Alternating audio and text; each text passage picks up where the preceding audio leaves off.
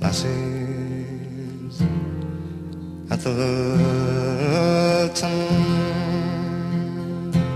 before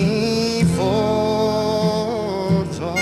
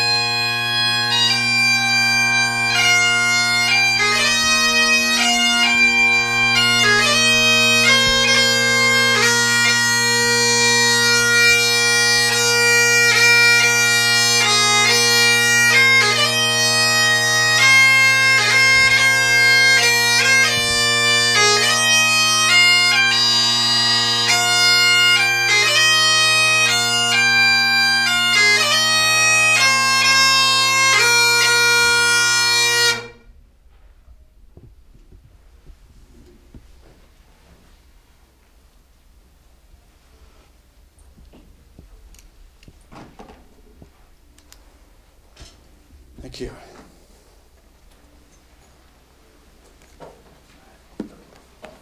Greeting be unto thee, and be this greeting no less unto the lowest than unto the highest, and be it equally unto family and unto friends. Let all partake of it completely, and complete be thy favor, and thy fame and thy glory throughout all this island. Thank you for joining us today to memorialize Robin Bruce Mackay. He died last summer on 11th July, the birthday of his namesake, Scotland's King Robert the Bruce. Robin was soon after commended to the flames, and this afternoon his ashes shall be committed to the earth in the cemetery where his grandfather's remains are also at rest. I should note that if you haven't guessed already, you'll hear lots of bagpipes today. And if I can quote a line from a favorite film where Alec Guinness plays a Highland Regiment colonel, after dinner he says, "For those who like whiskey, there's whiskey. For those who don't like whiskey, there's whiskey." So I hope you like bagpipes. And I expect many of us have already thought of this. I hope I have. But if you have a chance to put your phones to silent, that would be appreciated. Today is the feast of St. Barbara, the patron saint of lightning and of artillerymen.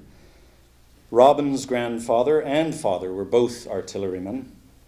And Robin, on several occasions on this date, joined the mess of the 15th Field Artillery to honor St. Barbara.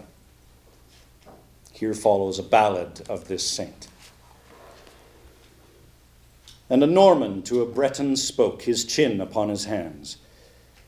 There was an end to Ilium and an end to Rome, and a man plays on a painted stage in the land that he calls home.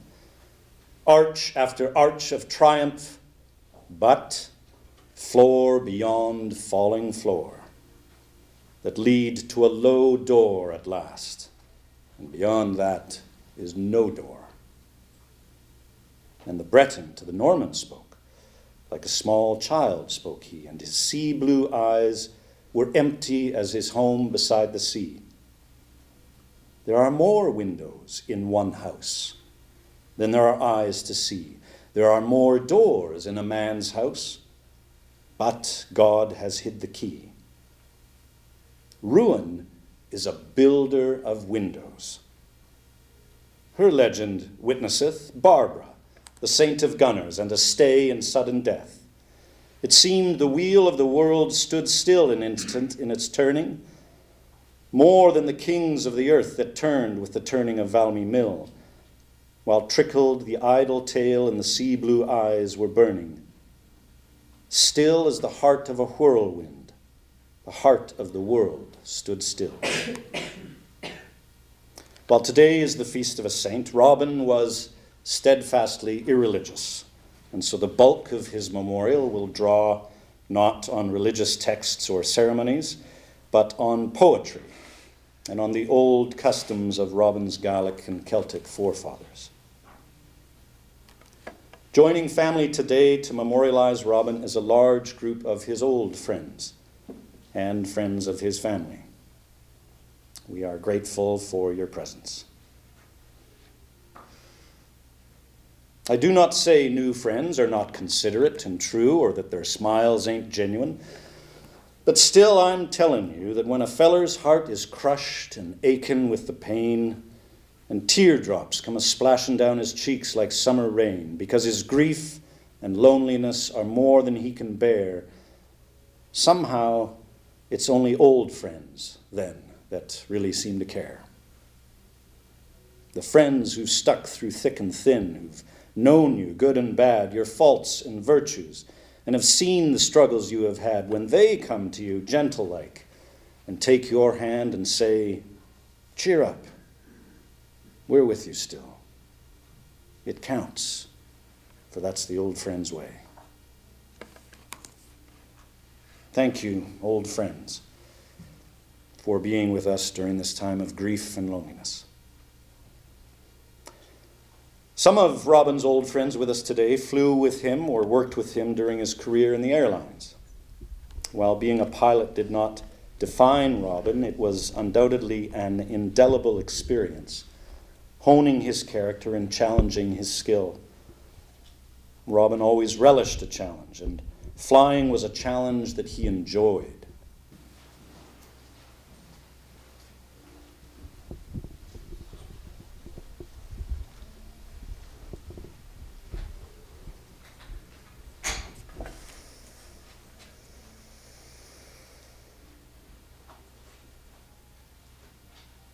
Oh, I have slipped the surly bonds of earth and danced the skies on laughter-silvered wings. Sunward I've climbed and joined the tumbling mirth of sun-split clouds and done 100 things you have not dreamed of. Wheeled and soared and swung high in the sunlit silence. Hovering there, I've chased the shouting wind along and flung my eager craft through footless halls of air. Up the long, delirious, burning blue. I've topped the wind-swept heights with easy grace, where never lark or ever eagle flew. And while with silent, lifting mind I've trod the high, untrespassed sanctity of space, put out my hand and touched the face of God.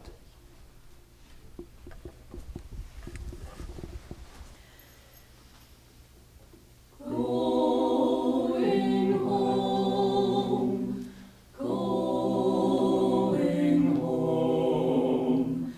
I'm just going home. Quiet like slip away.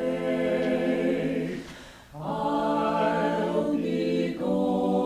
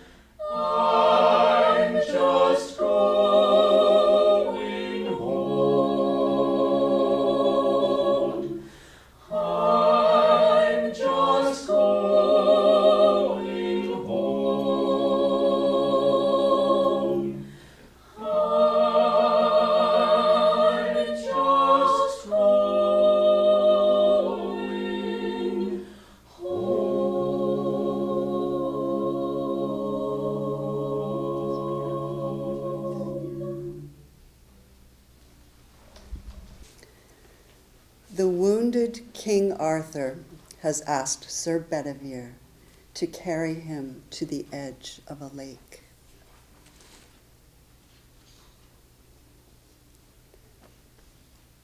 Then saw they how there hove a dusky barge, dark as a funeral scarf from stem to stern beneath them.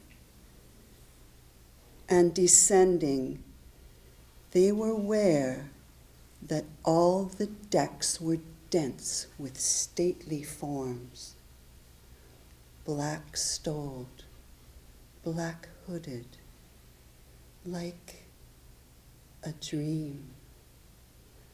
By these, 3 queens with crowns of gold, and from them rose a cry that shivered to the tingling stars. Then murmured Arthur, "Place me in the barge." So to the barge they came. There, those 3 queens put forth their hands and took the king and wept.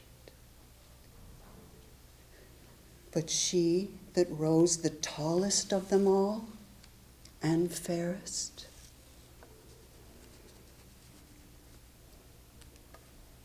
laid his head upon her lap and loosed the shattered casque and chafed his hands and called him by his name. And slowly answered Arthur from the barge, "And now, farewell. I am going a long way with these thou seest, if indeed I go, for all my mind is clouded with a doubt, to the island valley of Avalon, where falls not hail or rain or any snow, nor ever wind blows loudly, but it lies deep meadowed, happy, fair with orchard lawns and bowery hollows, crowned with summer sea, where I will heal me of my grievous wound."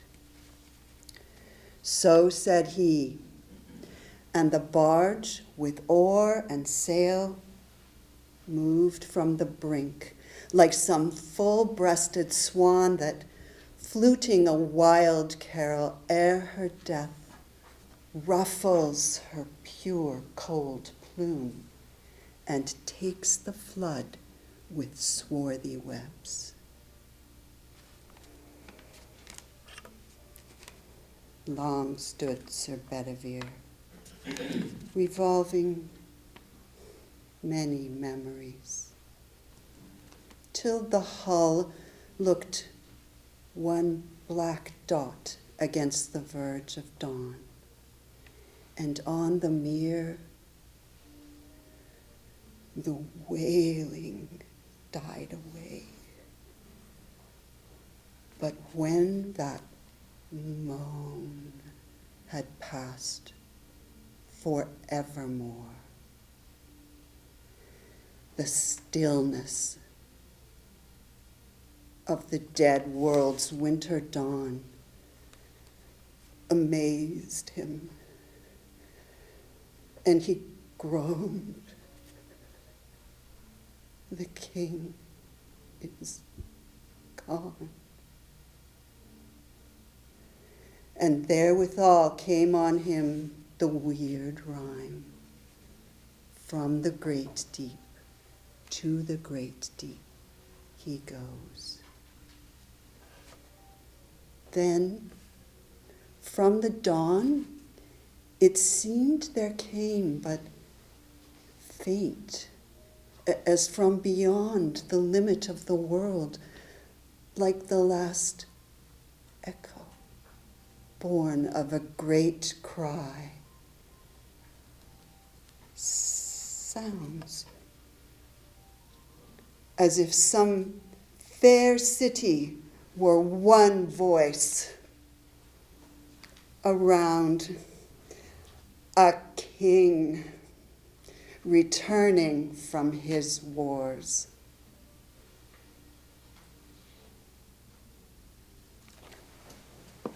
I once asked Dad if he had any thoughts on what he'd like for an obituary. He said his obituary should be restricted to 4 words. Robin Mackey is dead. Well, this isn't his obituary, but I still am afraid I'll disappoint him today. One of Dad's favorite poems was The Raven, and he chose to interpret that poem as a mourning for the loss of youth. Dad loved being youthful, but I don't think he was being ageist.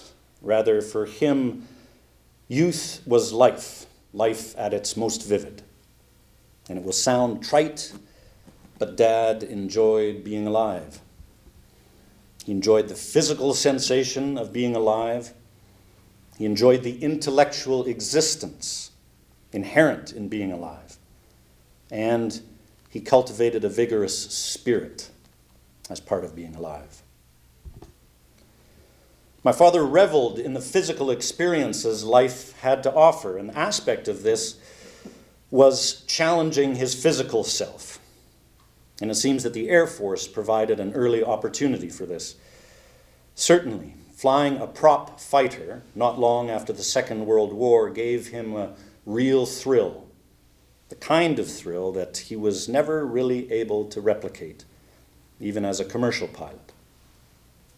The poem High Flight that Trevor read does a wonderful job of capturing the kind of joy I believe Dad felt flying in that era.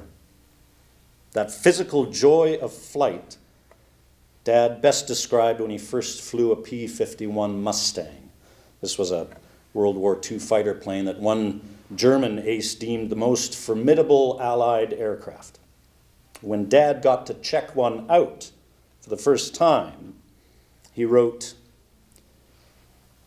"Everything after liftoff happened much faster than I expected. With the benefit of 1,700 horsepower in front of me, the airplane climbed like a scared rabbit. I was probably climbing through 1,000 feet by the time the gear was up, flaps retracted, and the throttle back to climb power. All in all, an experience of absolute sheer joy."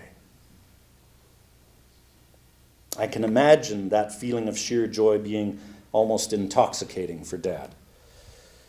But I don't think that same kind of joy followed Dad into his commercial flying days. When Dad did leave the Air Force, however, he joined First Trans-Canada Airlines. He was introduced to different physical delights. Now, this happened in 1955, and I can't help seeing a mystical coincidence in the fact that Dad's last day flying for the Air Force was the same day that the 3rd James Bond novel was published. I'm not suggesting Dad was a James Bond analog, but the growing popularity of these novels spoke to the era in which Dad was entering his prime.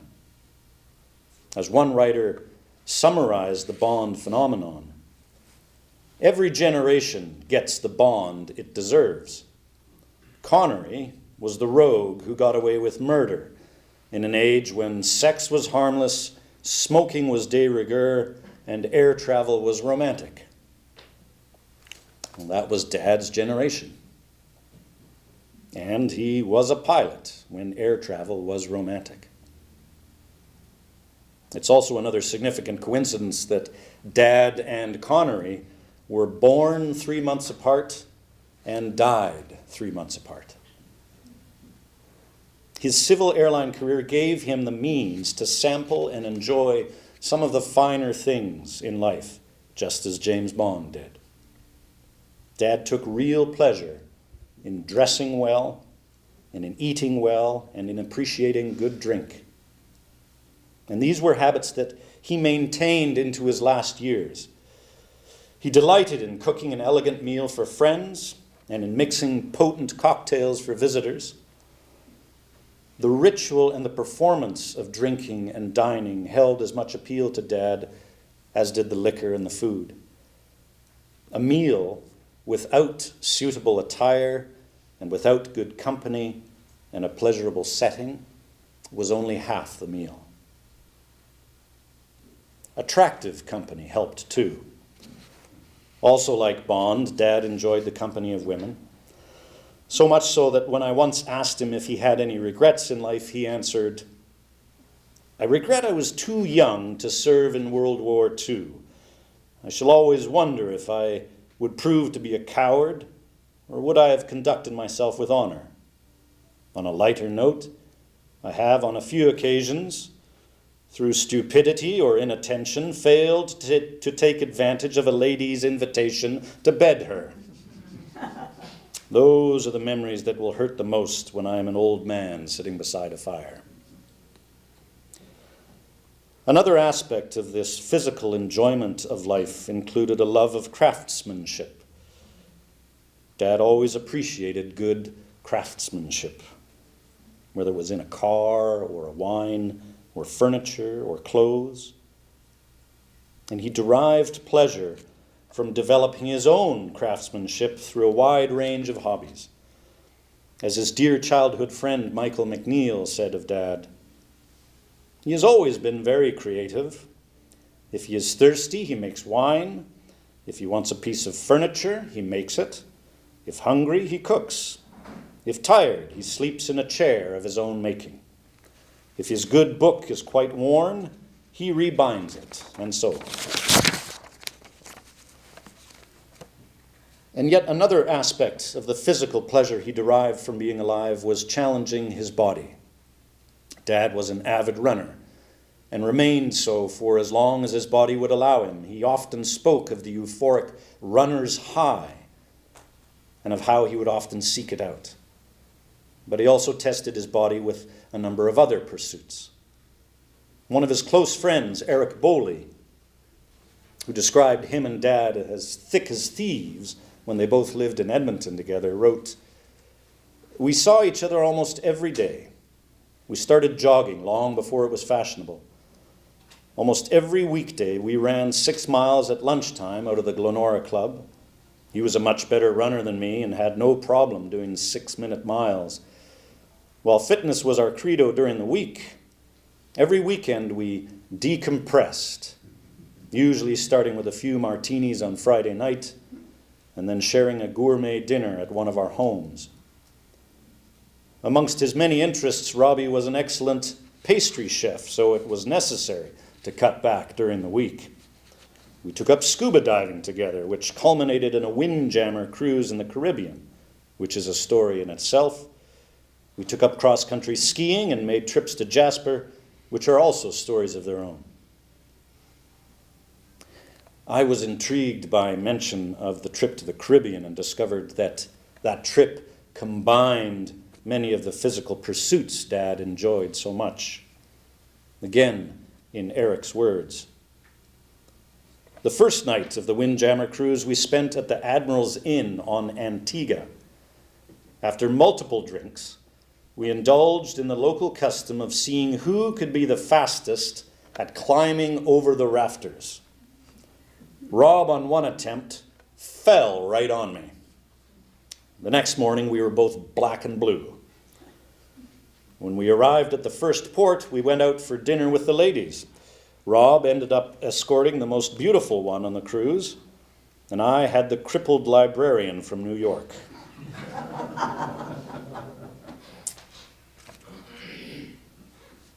Perhaps more than experiencing the physical joys of being alive, Dad loved using his mind to the fullest. He was a voracious reader, and his tastes were broad. While he had his favorite fictional authors, he also had a personal library that included books on medicine, physics, woodworking, gardening, computer programming. He loved to test his mind and the minds of others. When his brother would visit, the two would sit at the table after dinner, testing each other's knowledge and wit. When I would bring him a school paper as a boy for his review, he didn't mark it with a red pen for suggested changes. Instead, he would sit across from me and grill me on what I had written and why. When I was preparing to go to law school, I rented the film The Paper Chase. The first scene depicting the Socratic method surprised me, not because of the method of instruction, but because I realized that Dad had been subjecting me to that method since I was a boy. And Dad enjoyed being devil's advocate or a contrarian or even a provocateur at social occasions. He would often take a controversial or even shocking position in a discussion at a dinner party just to see how others might react. It was also his way of testing people. If a dinner guest fell for Dad's extraordinary arguments, then he would mischievously smirk to himself. But if a guest merely engaged in the debate with a knowing smile, then Dad's eyes glowed with the pleasure of having encountered an opponent who understood the exercise. Another friend and colleague of Dad observed his intellect at work when they served together in the airline. Dennis Byrne wrote, "Early in my career, I was given the position of a 737 check pilot. I was still very young and inexperienced, so was content just to observe. It was during one of the check pilot meetings that an incident occurred that had Captain Mackey written all over it. I've forgotten most of the players, but I know that Captain Fransbergen, Miles, and Revel, and a host of other check pilots were in attendance. The meeting was being chaired by Captain Mackey. At some point in the meeting, Robbie put forward a suggestion or policy statement that he had personally written and, needless to say, wanted accepted. When he put it on the table, it was rejected by every person in attendance, except me, of course, as I was still scared to death of the man. I just sat there with a blank look on my face and watched. After everyone had their say, Captain Mackey began a dialogue with all the parties present. He would single out one of the attendees and begin to work him as only he can do. Either by strong reasoning, good common sense, or just plain manipulation, that person would eventually answer with what Robbie wanted to hear. Then he would move on to the next person and use the same tactics. As I stated, I was very green, but there was nothing wrong with my powers of observation. As I watched this scenario unfold, it became obvious to me just what he was doing. Eventually, he had worked everyone at the table. By this time, I was in total awe. Robbie then did a quick summation and called for a vote. Every man at the table voted in favor. At this point, I could stand it no longer and broke out laughing. The rest of the attendees were talking amongst themselves, but Captain Mackey heard me. He shot a glance my way and asked, "What are you laughing about?" I answered with, "You just manipulated an entire meeting from a position of opposition to accepting your original agenda, and there isn't one of them who has figured that out yet. They still think they won." Robbie gave a short, sly grin and quickly moved on. Dennis summed this moment up by saying, "In the grand scheme of things, this may be a small incident, but it spoke volumes to me." Had he been interested in politics, I don't think there would have been any limit as to what he spiritual. Only that he wasn't a churchgoer, nor was he a believer in God with a capital G. Though, as my nephew observed one night when listening to Dad talk at some length after a few drinks about his views on religion, "For someone who doesn't believe in God, you sure talk about him a lot." Part of this may have been because of the bad taste that growing up with a religious mother left him, but also Part of it seems to have arisen from the dangers he faced in the Air Force and in his decades-long career as a pilot. One particular experience flying had a profound impact on his spirit. He was flying back to Vancouver via the mountains in BC, but it was a frigid night, and the plane's wings were taking on more and more frost. This was slowly, gradually forcing the plane to lose lift. In other words, the plane was slowly descending. To make matters worse, the visibility in the mountains was bad. He was flying on instruments. He couldn't see the mountains through which he was flying, through which he was gradually losing altitude. The prospect of flying into the side of a mountain was increasing with each moment. Dad recalled fervently hoping that the first officer to his right couldn't see how badly Dad's leg was shaking with fear. And he recalled thinking, God help me. But then a moment later, he thought to himself, the only one who's going to help me through this is me. Now, some might say this is an instance of God helps those who help themselves. In any event, Dad obviously survived that ordeal, but it emphasized to him, I think, the value of self-reliance and of independence based on one's own skill and abilities. The worth of this independence and autonomy was palpably impressed upon Dad when he began flying with the Air Force. He wrote about his first solo flight. Suddenly, a moment of panic. The Harvard and I were airborne. There was no instructor sitting behind me. And I realized I was totally and irrevocably alone in this monster, and there was no one in the whole world that could help me get back on the ground. I believe that Dad ultimately enjoyed having to rely upon no one else to help him but himself. His early exposure to sudden and unexpected death, I believe, only distilled this spirit in him, as it does to so many pilots and to others who live and work in such conditions. Colleagues and friends might be suddenly killed while flying, whether it was training accidents in the Air Force or catastrophic crashes in the civil airlines.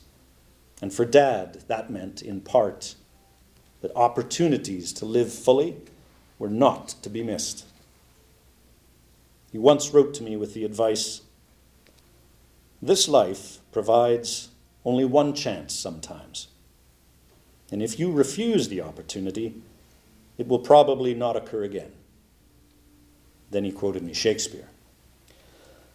As Cassius said, "There is a tide in the affairs of men, which taken on the flood, leads to fortune. Omitted, all their life is bound in miseries and misfortune. On such a full sea are we now afloat. We must take the tide when it serves, or lose our ventures." And that spirit, that approach to life, I think, only enhanced his relish for the physical aspects of life, his enjoyment of food and drink and good company. This independent spirit, however, may have started to fail him as his ability to enjoy life the way he had done also started to fail him. Certainly as he advanced in years, his ability to enjoy the physicality of life gradually diminished. Eventually, for example, he was no longer able to run. When he tried to supplant that with cycling, he discovered that his balance had failed him too. He came back bruised and bleeding from a failed bike ride one day. And he hated walking. This surprised me at first, thinking that since he'd spent so many years determined to stay fit, that he would now look to walking as a means to do so. But he found it dull. And then I realized, of course he would. This was an indication of the way in which he had enjoyed life, vigorously. And when he couldn't do that anymore, he started to lose some interest, some of his spirit. His intellect did not fail him in the way that his body did. He remained sharp for years. But as he became dispirited through his body's failings, his intellect would at times succumb to resentment, as a resentment of the loss of his autonomy, of that independence he enjoyed so much, and which was so based on his often admired capabilities. It seemed to me that this is what he referred to by mourning the loss of his youth. And when his failing body would back him into a corner with a new illness or condition, then his resentment would flare up into indignation, fueled by fear. At different times over his last years, when he was forced to be hospitalized for one procedure or another, he could end up employing that enviable intellect to lash out and slice away at medical staff who wanted to, I'm sure it seemed to him, take away even more of his autonomy. He was afraid of what was happening to him, and he resented what was happening to him. Despite this, he seemed indomitable and indestructible. So much so that when he went into hospital for what was fated to be his last time, I foolishly assumed that he would be striding back out again in short order. It seemed he assumed that too. He strode out of the hospital too confidently. It was a confidence built of a determination not to be an old man.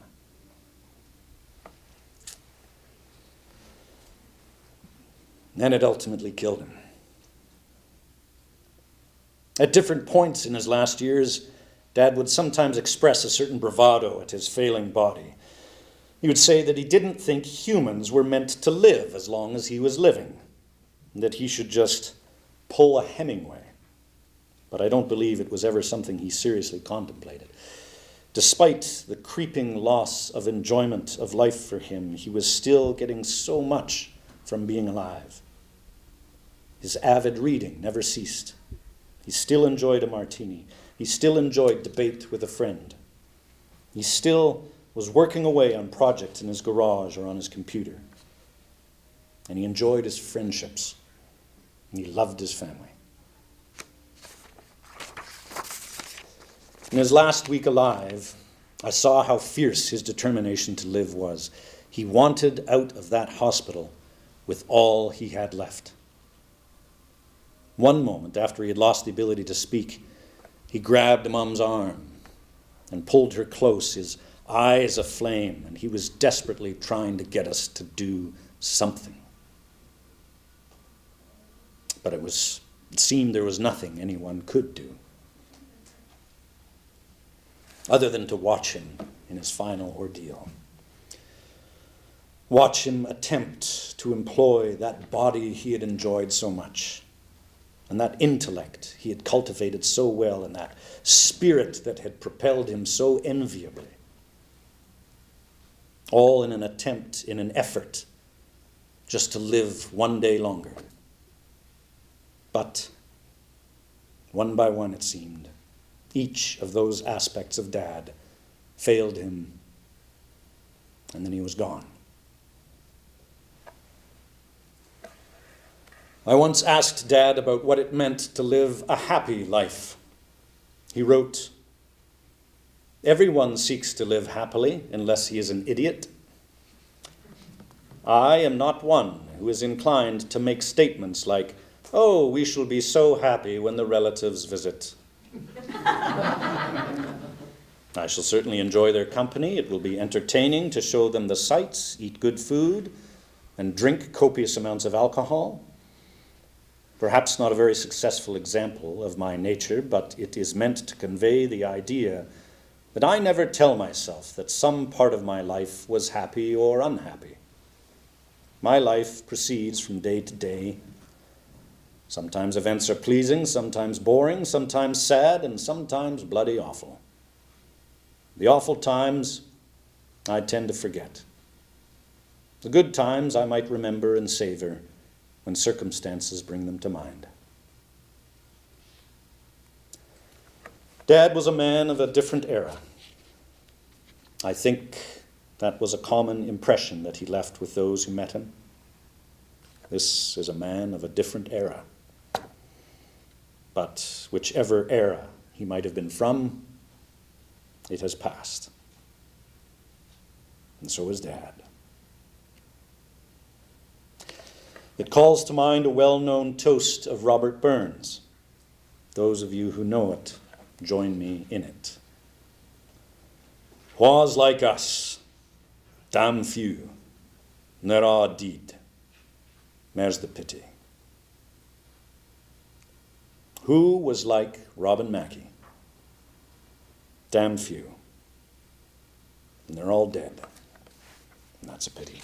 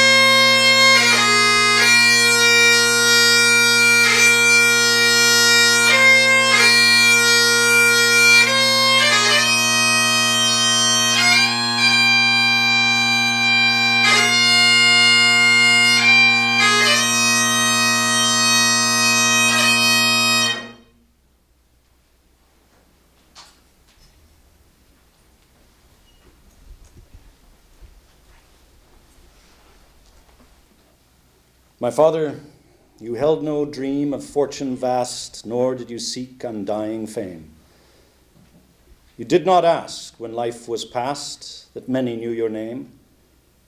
You lived your life on earth, contented to the end, if but a few should know your worth, and proudly call you friend. My hope is that at my own passing I shall join you on the bounteous isle, where the heavens lean low on the land, and ever at dawn from the clouds shall glitter o'er us a sun-bright hand that shall open up and drop at the side of each as we rise from our rest, bread enough for our need till the laborless day dips under the west. And together we shall wander about and through it. Oh, never was time so good. And we shall sing of the triumphs of the gale and the boast of our ancient blood.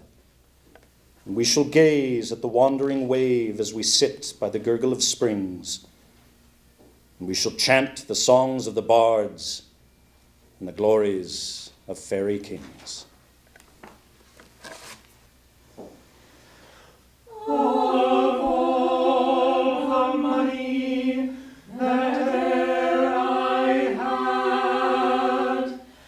I stand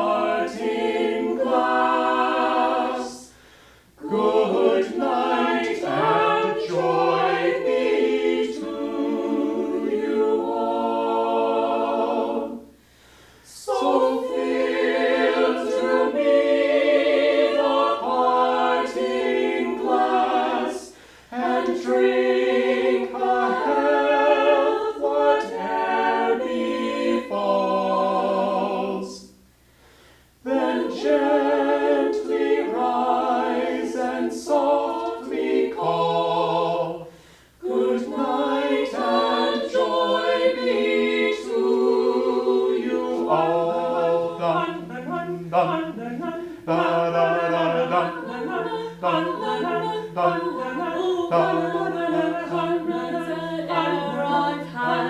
I'm so before my going away, and all the sweethearts that e'er I've had would wish me one more day to stay. Since it wasn't to my lot that I should rise and you should run, I gently rise now softly. Good night and joy be to you all. Dun, dun, dun, dun, fill to me the parting glass and drink a health whate'er befalls. And gently rise and softly call. Good night and joy be to you all. Dun, dun, da da da dun, dun, dun, dun. If I had money enough to spend and leisure time to sit a while, there is a fair girl in this town that surely has my heart begun.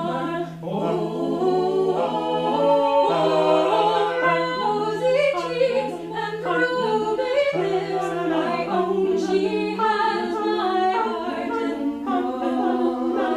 and give to me the parting glass. Good night and joy be to you all. Dun, dun, fill to me the parting glass and drink a health whate'er befalls. Gently rise and softly call. Good night and joy be to you all. A man may drink and not be drunk. A man may fight and not be slain. A man may court a pretty girl and perhaps be welcomed back again. But since it has so ought to be, by a time to rise and a time to fall, come fill to me the parting glass. Good night and joy be to you all. So fill to me the parting glass.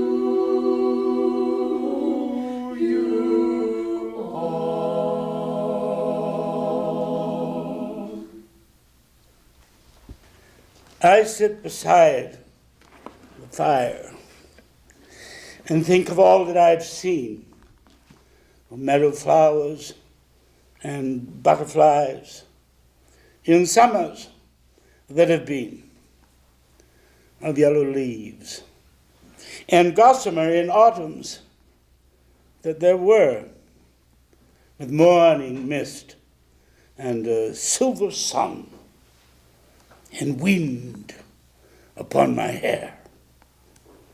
I sit beside the fire and think how the world will be when winter comes without a spring that I shall ever see. For still there are so many things that I have never seen.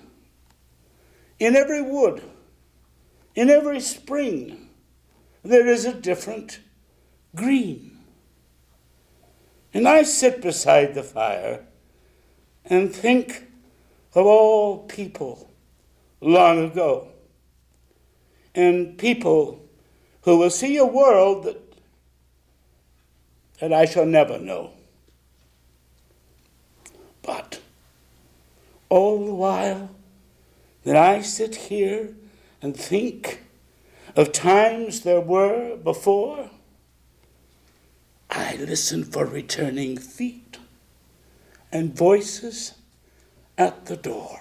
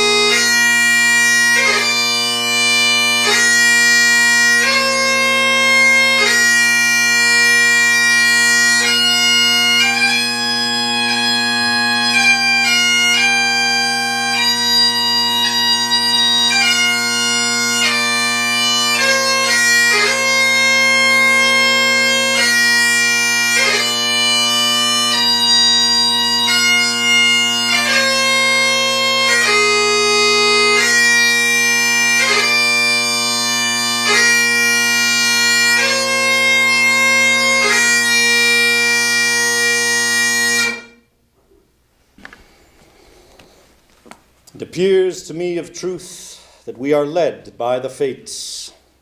Seldom can any overcome the appointment of destiny, and thus it hath pleased the fates to take away the late Robin Bruce Mackey, Esquire, called of Carrickbraith, son of Alan Vincent, son of Francis Hector of the Bar Colony, son of Thomas the Exciseman, son of Joseph the baker, son of Thomas at the Milne of Moy, son of James, and son of the Lord of Fire and Lightning, gentleman of the noble clan of Mackay, sometime Major, Canadian Armed Forces, captain of the Royal Flight for Her Majesty as Queen of Canada during the Royal Tour of the Northwest Territories in 1970, Lieutenant Colonel, the old 78th Regiment of Foot, Fraser's Highlanders,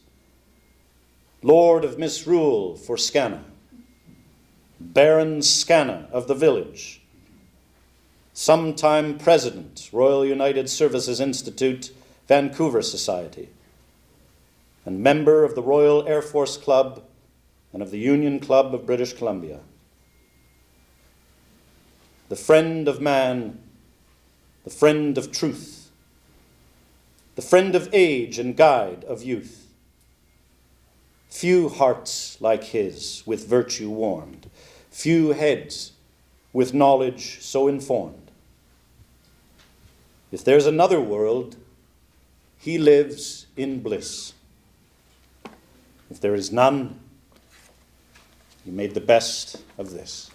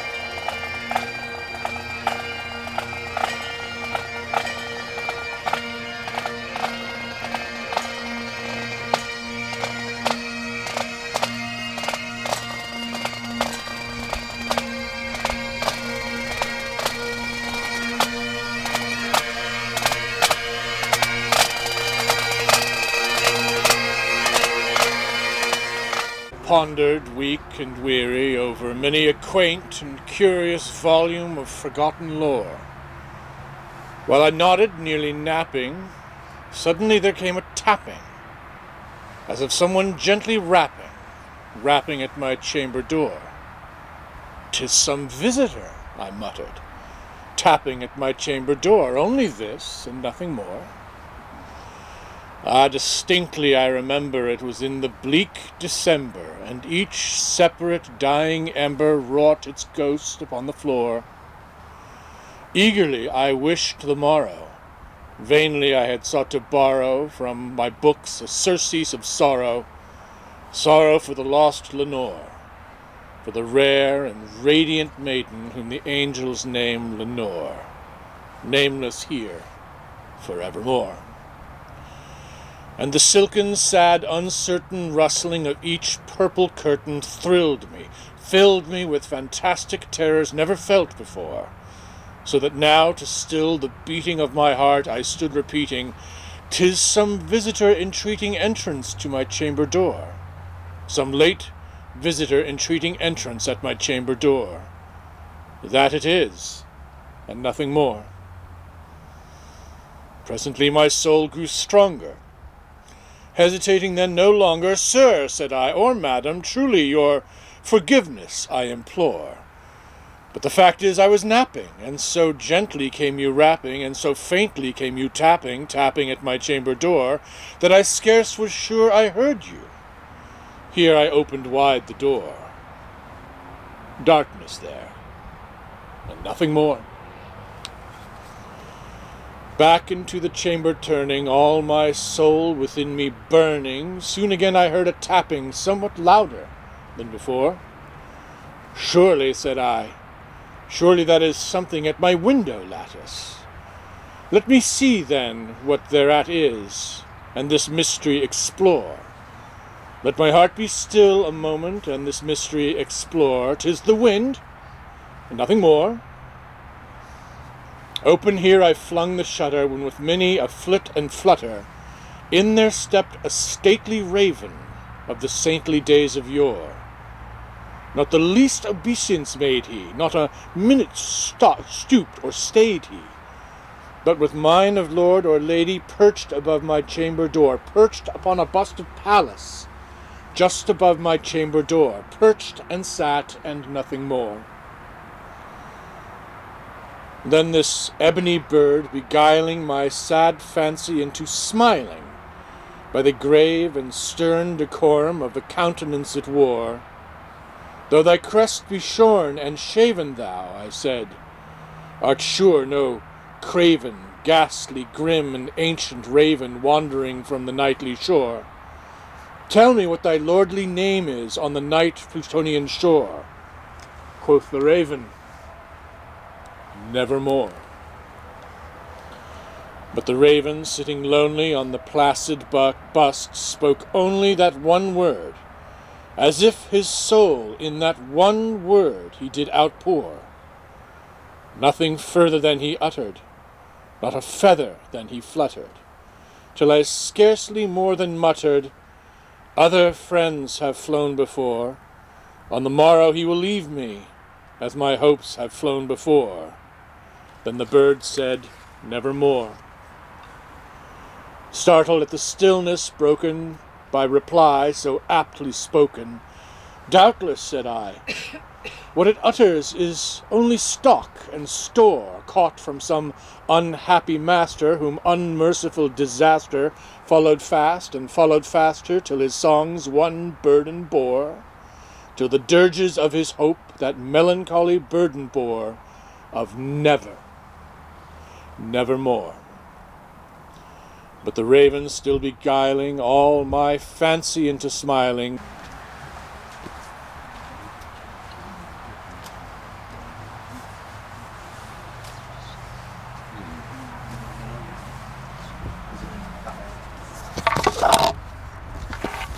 That's the end, right? That's the end.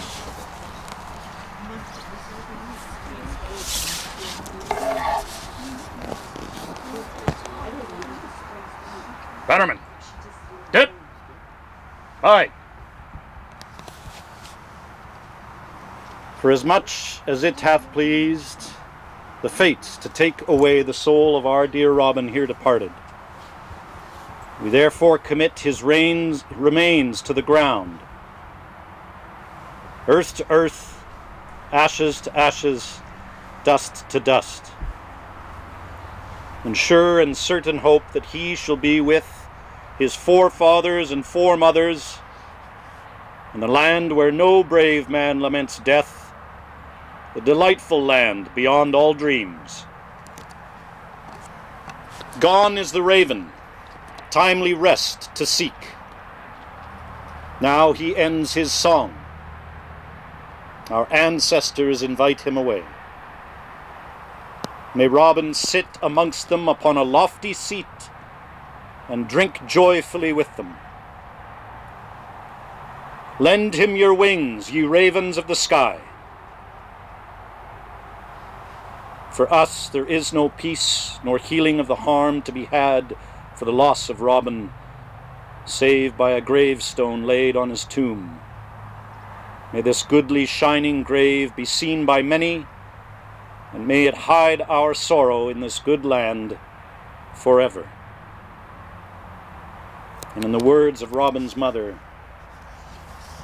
clasp hands, bend low, gaze deep and long, this moment soon must pass, for anguish such as I feel now can never last.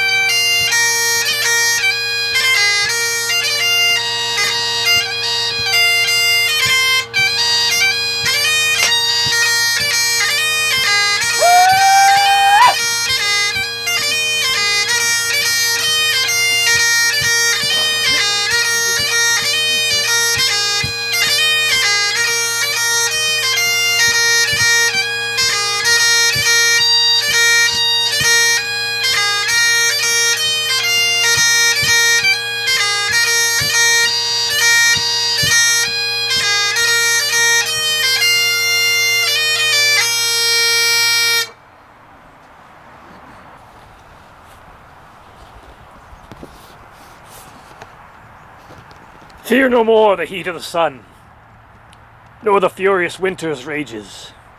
Thou thy worldly task hast done. Home art gone, and ta'en thy wages. Golden lads and girls all must, as chimney sweepers, come to dust. Fear no more the frown of the great, thou art past the tyrant's stroke. Care no more to clothe and eat, to thee the reed is as the oak. The scepter, learning, physic, must all follow this and come to dust. Fear no more the lightning flash, nor the all-dreaded thunderstone. Fear not slander, censure rash. Thou hast finished joy and moan. All lovers young, all lovers must consign to thee and come to dust. No exorciser harm thee, nor no witchcraft charm thee. Ghost unlaid forbear thee, nothing ill come near thee. Quiet consummation have, and renowned be thy grave. Well, thank you everyone for making today so memorable. Thank you. After this will be sort of the informal part, so for those who wish to stay and have a bit of whiskey and place some oil in the grave, you're welcome to. But for those of you who must depart, may you have walls for the wind and a roof for the rain, and drinks beside the fire, laughter to cheer you and those you love near you, and all that your heart may desire.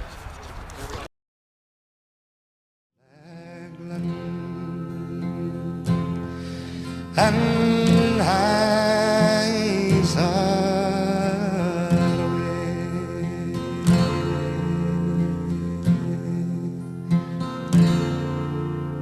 Don't wait for the order. Send your lads to the border. English variants, a bike, one day. The flowers of the forest,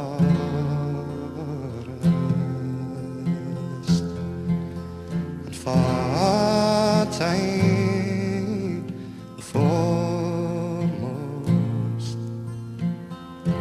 rain o'er land new like golden clay.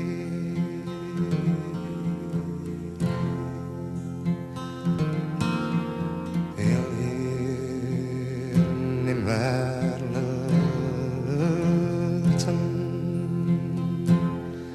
at her you milken women and bairnies are down being sad and more